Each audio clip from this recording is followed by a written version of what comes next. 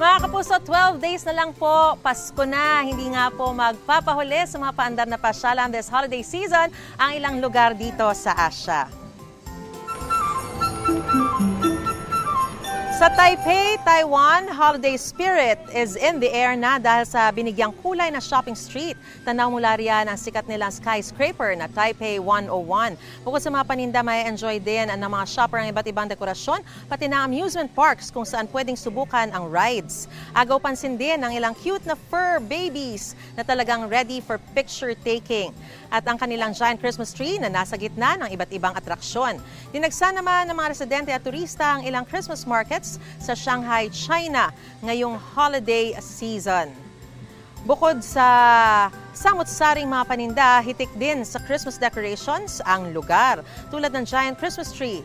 Hindi tradisyonal na pinagdiriwang ang Pasko sa China pero karaniwan itong sineselebrate ng ilang mga pamilya.